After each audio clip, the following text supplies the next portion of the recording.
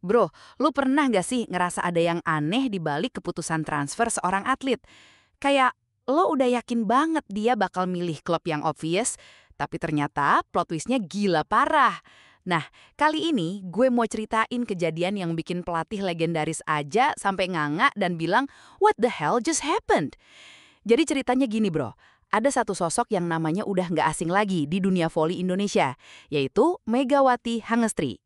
Nah, si Mega ini baru aja bikin keputusan transfer yang literally bikin semua orang, termasuk pelatih top level kayak Giovanni Guidetti, sampai shock berat.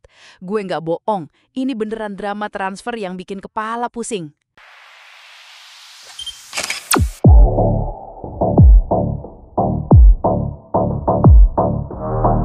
Sebelum gue lanjutin cerita seru ini, gue mohon banget nih bro, bantu gue dong. Jangan lupa pencet tombol like biar semangat gue makin tinggi, terus subscribe juga ya, supaya lo nggak ketinggalan update berita voli yang seru-seru kayak gini. Dan yang paling penting, drop komen di bawah, ceritain pendapat lo soal drama transfer ini. Gue beneran baca semua komen kalian dan suka banget diskusi sama lo semua. Oke, gas lanjut. Jadi ceritanya gini bro, ada satu sosok yang namanya udah nggak asing lagi di dunia voli Indonesia, yaitu Megawati Hangestri. Nah, si Mega ini baru aja bikin keputusan transfer yang literally bikin semua orang, termasuk pelatih top level kayak Giovanni Guidetti, sampai shock berat. Gue nggak bohong, ini beneran drama transfer yang bikin kepala pusing. Nah, plot twistnya makin seru nih bro.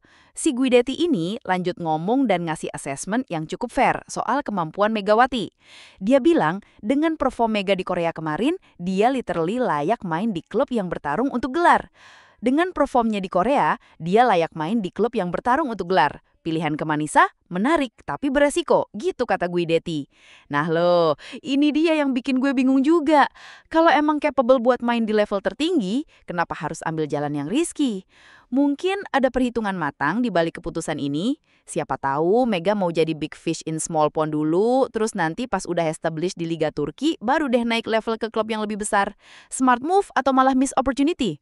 Gue penasaran banget sama journey Mega ke depannya. Terus, yang bikin makin menarik, Guidetti nyebut langkah Mega sebagai keputusan yang berani banget bro.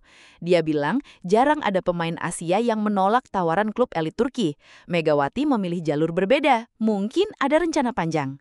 Nah, ini interesting banget. Jadi, selama ini pemain Asia tuh biasanya langsung iyain aja kalau ditawarin klub elit Turki. Karena ya, obviously, itu opportunity yang langka banget. Tapi Mega, dia beda. Dia literally carve her own path, dan itu butuh guts yang luar biasa. Gue respect banget sih sama mindset kayak gini. Sometimes, taking the road less traveled itu justru yang bikin lo menemukan hal-hal amazing yang gak bakal lo dapet kalau ngikutin mainstream path.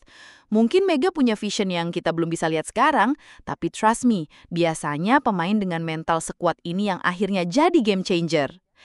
Nah, ini dia yang bikin drama transfer ini makin juicy, bro.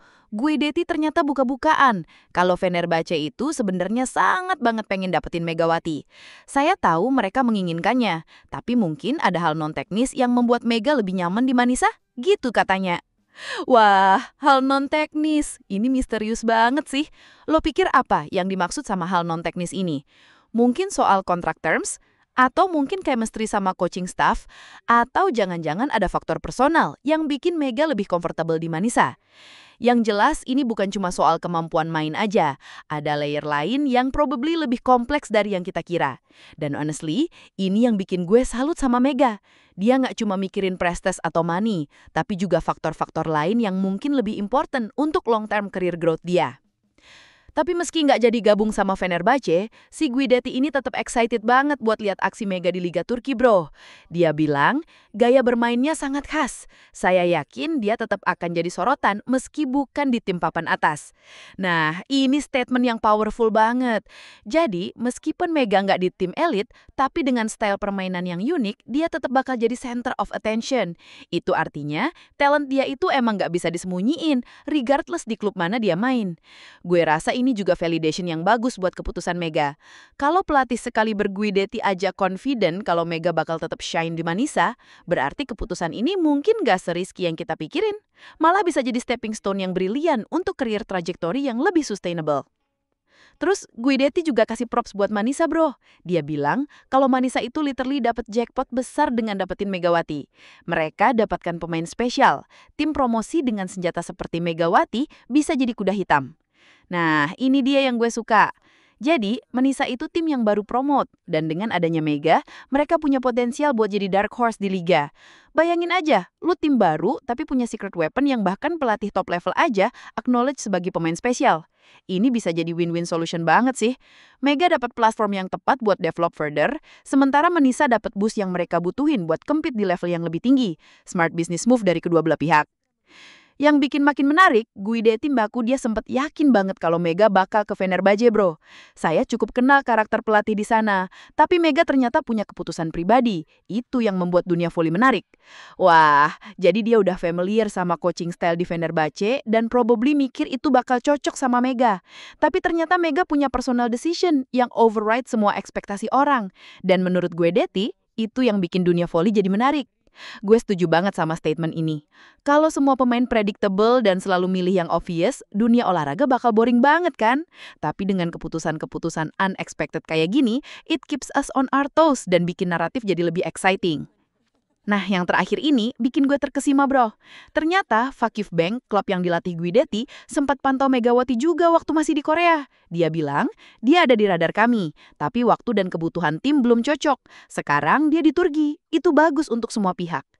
Gila sih, jadi Mega tuh udah dinotis sama klub-klub top dunia dari jauh-jauh hari. Cuma mungkin timingnya belum pas aja.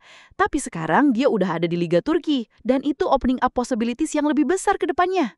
Siapa tahu nanti setelah proven track record di Manisa, Fakif Bank atau klub elit lainnya bakal approach Mega lagi dengan offer yang lebih compelling. This could be the beginning of something bigger, bro. Nah itu dia cerita lengkap soal drama transfer Megawati yang bikin pelatih legendaris aja sampai kaget dan shock bro. Honestly, gue excited banget mau lihat gimana journey Mega di Manisa nanti. Apakah keputusan kontroversial ini bakal terbukti sebagai master stroke atau malah jadi miss opportunity? Yang jelas, Mega udah nunjukin kalau dia punya mental strong buat ambil keputusan yang nggak mainstream dan itu quality yang rare banget di dunia olahraga. Gue respect banget sama courage dia buat carve her own path. Makasih banget udah nonton sampai akhir bro. Kalau lu enjoy sama konten kayak gini, jangan lupa subscribe biar kita bisa ngobrol lagi soal berita-berita voli yang seru-seru kayak gini. Dan yang paling penting, drop komen di bawah, ceritain pendapat lo soal drama transfer ini. Gue beneran baca semua komen kalian dan suka banget diskusi sama lu semua. Oke, gas lanjut!